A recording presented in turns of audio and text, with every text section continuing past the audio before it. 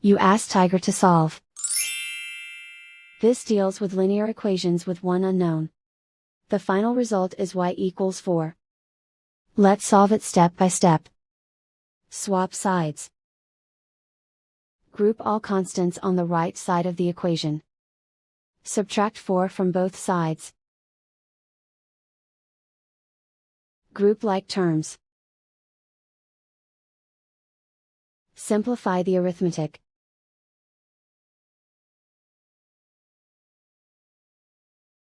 Isolate the y.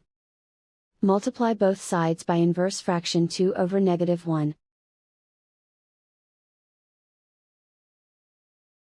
Group like terms. Multiply the coefficients.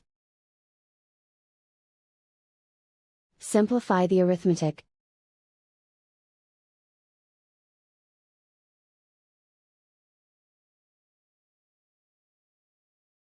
And so the final result is y equals 4.